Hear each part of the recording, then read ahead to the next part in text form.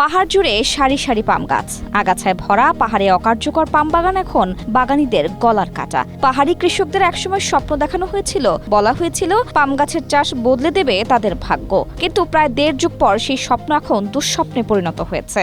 আমাদেরকে স্বপ্ন দেখানো হয়েছে আমরা পাম বাগান করলে অনেক ভাগ্য পরিবর্তন হয়ে যাবে, কিন্তু আসলে গাছে কোনো ফলও আসতেছে না, কিছুই আসতেছে না।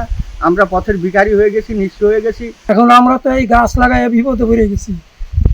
গাছ যাই লাগাইছি ফল ধরে না, যা গাছ হয়েছে এগুলো কাটতে এখন সমস্যা। একটা গাছ কাটতে মনে করেন 2-3 হাজার টাকা লাগিয়ে দিতেছে। 2008 সালে সরকারি উদ্যোগে খাগড়াছড়িতে প্রায় 250 হেক্টর জমিতে পাম গাছের চারা রোপণ করা হয়। স্ট্রবেরি সুপার ডটেড ও ক্লাসিক ভ্যারিয়েন্ট, সেন্সেশন, জাগুক শিহরণ। কিন্তু অধিকাংশ গাছে ফল না আসা এবং তেল উৎপাদনের কারখানা না থাকায় বাগানীরা এখন চরম আর্থিক সংকটে।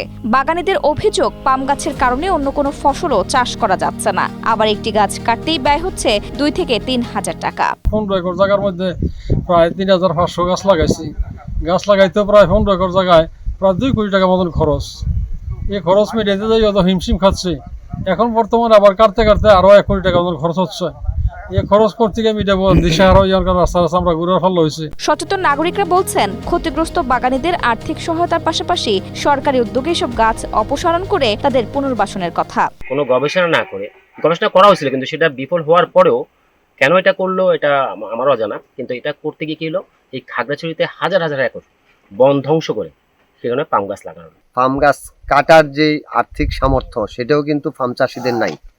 যদি সরকারি উদ্যোগে এই গাছগুলো কাটার ব্যবস্থা করা হয় এবং এখানে অন্য কোনো বনায়নের উদ্যোগ নেওয়া হয়, তাহলে এখানকার মানুষ আবারও ঘুরে দাঁড়ানোর স্বপ্ন দেখবে। কৃষি বিভাগ বলছে, পাহাড়ি এলাকার আবহাওয়া বাণিজ্যিকভাবে পাম চাষের জন্য খুব বেশি উপযোগী নয়। পাশাপাশি প্রয়োজনীয় প্রক্রিয়াজাতকরণ শিল্প গড়ে না ওঠায় কৃষকরা ক্ষতির মুখে পড়েছেন।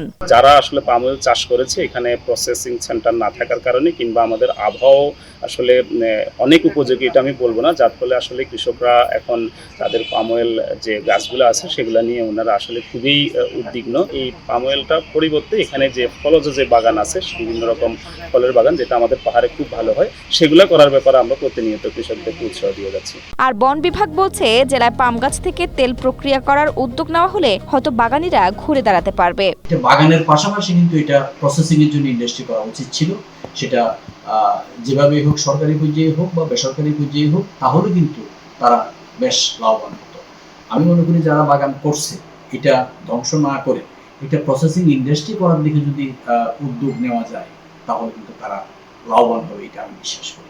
দীর্ঘদিন ধরে অব্যবহৃত অবস্থায় দাঁড়িয়ে থাকা এসব পাম গাছ এখন ব্যর্থ এক প্রকল্পের প্রতীক। ক্ষতিগ্রস্ত বাগানীদের দাবি, দ্রুত কার্যকর পদক্ষেপ না নিলে তারা আরো বড় আর্থিক বিপর্যয়ের মুখে পড়বেন।